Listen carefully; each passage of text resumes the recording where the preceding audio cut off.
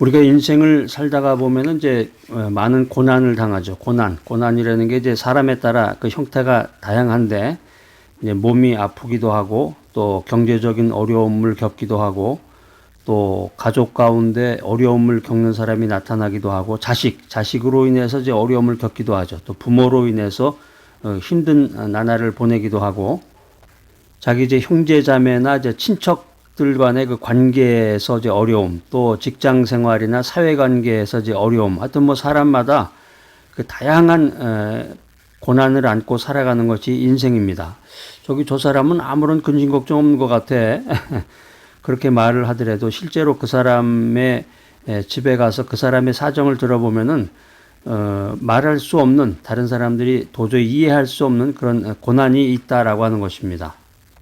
최근에 뉴스상에서 보면 이제 연예인들이 이제 유튜버들에 의해서 이제 망신을 당하기도 하고 없는 말을 지어내서 여러 가지 그런 어려움을 겪다가 생을 달리하는 사람도 있고, 또 그 댓글이라고 그러죠.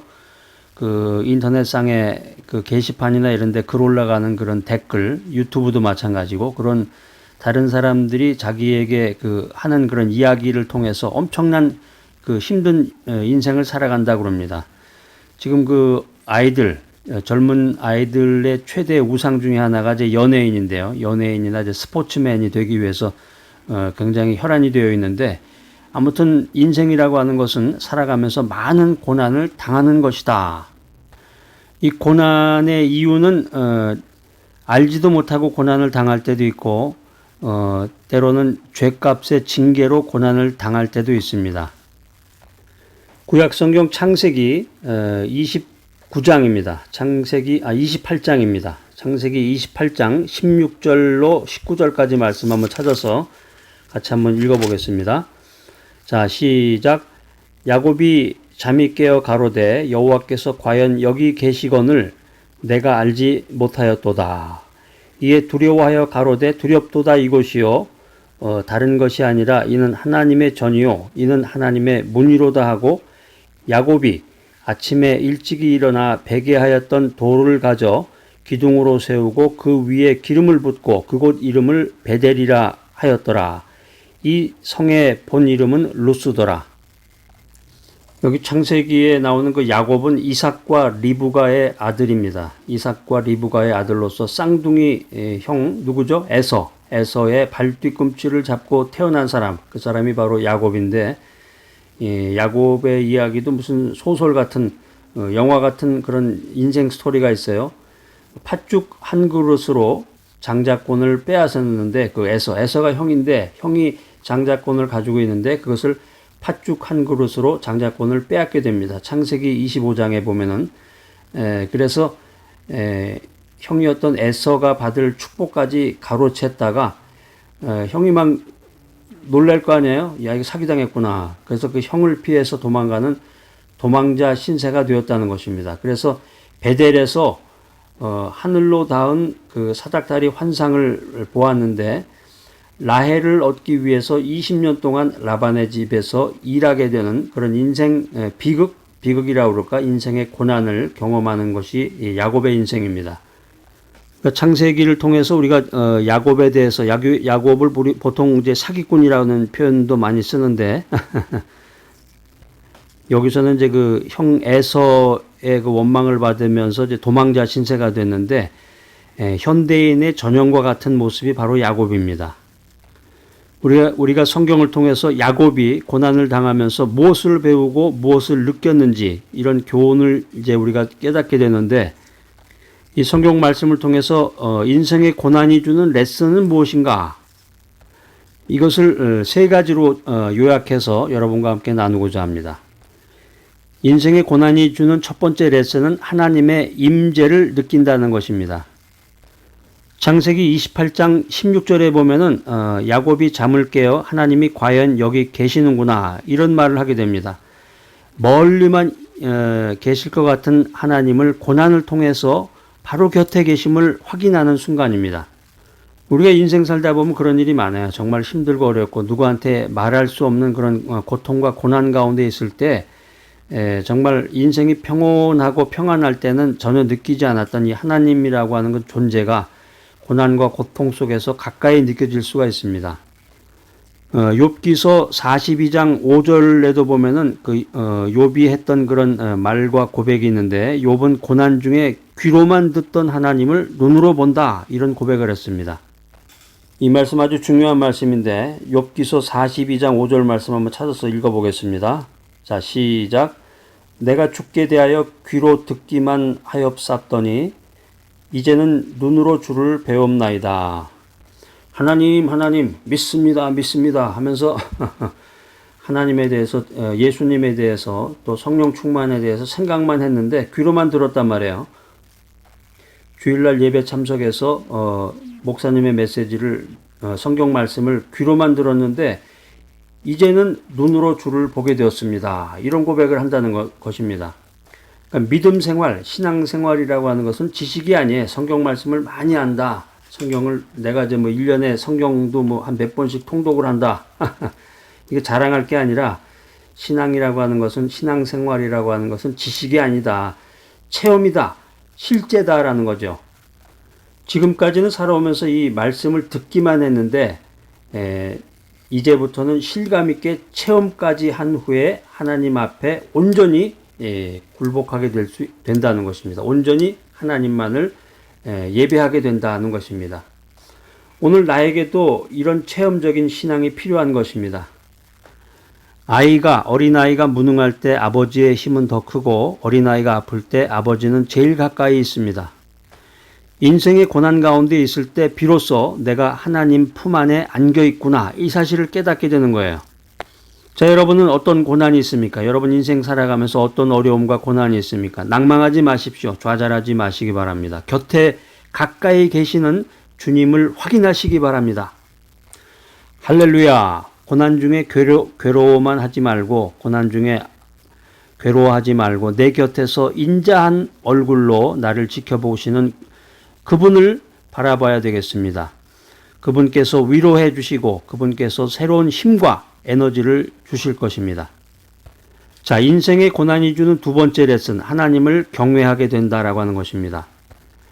창세기 28장 17절에 보면은 야곱이 두렵다는 고백을 하게 되는데, 야곱은 이 고난을 통해서 하나님을 경외하는 것을 알게 됩니다. 야곱은 하나님의 크고 놀라우심을 알고 천지에 충만하신 하나님을 알고 경외하는 마음이 생겼습니다. 우리도 인생 살다가 잘 먹고 잘 살다가 잘 나가다가, 저 사람 아주 잘 나가, 그러다가 고난을 만나게 되면 그때 비로소 하나님이 어떤 분이시구나, 이거를 알게 된다는 거예요. 그리고 하나님을 경외하게 된다. 믿음의 조상 아브라함은 독생자 이삭을 번제로 바쳐야 하는 감당할 수 없는 고난을 통해서 하나님을 경외하는 법을 배웠습니다. 오늘날 우리가 인생 살면서 고난을 당할 때 왜 이 고통을 내게 주십니까? 병원에 가서 암 선고 받으면 그런 말 한다고 그러잖아요. 왜 나에게 이런 병을 주십니까? 어리석게 하나님을 향해서 원망하면서 인생을 살아가고 있는 그런 사람들을 우리가 주변에서 보게 되는데, 우리가 인생 살면서 고난을 통해서 하나님의 크고 하나님의 놀라우심을 알고 하나님을 경외하며 살아나가야 되겠습니다. 인생의 고난이 주는 레슨, 첫 번째 뭐라고 그랬어요? 하나님의 임재를 가까이 느낄 수 있다. 인생의 고난이 주는 두 번째 레슨, 하나님을 경외하게 된다. 인생의 고난이 주는 세 번째 레슨, 마지막은 하나님께 예배하게 된다라고 하는 것입니다. 구약성경 창세기 28장 18절 19절에 보면은 야곱이 일어나서 베개하였던 돌을 기둥으로 세우고 기름을 붓고 명명하여 하나님을 기념합니다. 한마디로 고난을 통해서 예배를 드린 겁니다. 우리 인생살이라는 게 마찬가지예요. 평소에는 교회 다니고 주일이면 교회 가서 예배 드리고 봉사생활하고 직분도 받고 권사고 장로고 안수집사고 이렇게 생활을 하지만 하나님에 대해서 이렇게 진지하게 생각하진 않죠. 성경 말씀 연구에 대해서 그냥 주일날 예배 드리면 되지 예배 드리고 이제 거기서 말씀 들으면 이제 그걸로 끝이야. 봉사하라 그러면 그 시간에 나가서 이렇게 열심히 하는 척하고 이러다 보면은 그냥 천국에 가는 거겠지. 그냥 이런 식으로 그럭저럭 신앙생활하는 사람들이 많은데, 그러니까 평소에는 하나님에 대해서 잘 모르고 관심도 없고 믿음이 무엇인지에 대해서 진지하게 생각하지 않고 하나님께 예배드리는 것을 귀중하게 생각하지 않다가, 그러다가 어떻게 되겠어요? 덜컥 병이 나가지고 이제 병원에 가서 진단을 받으면 암입니다. 또 갑자기 차 사고가 난다든가, 계단에서 뭐 굴러 떨어진다든가, 샤워룸에서 미끄러져 가지고 뭐 다리가 부러졌다든가, 입원을 하게 되면은 그 소중함을 깨닫게 됩니다. 아, 하나님에 대해서 좀 알아야 되겠구나. 기도를 해야 되겠구나. 믿음 생활을 해야 되겠구나. 예배를 드려야 되겠구나. 그때야 비로소 우리가 눈을 들어 하나님을 바라보고 하나님께 영광 돌리는 예배를 드릴 수 있다는 것이 성도만의 특권이구나. 이거를 깨닫게 된다는 거예요. 예전에는 이제 예배 보러 간다는 말이 통상적이었죠. 예배 보러 간다.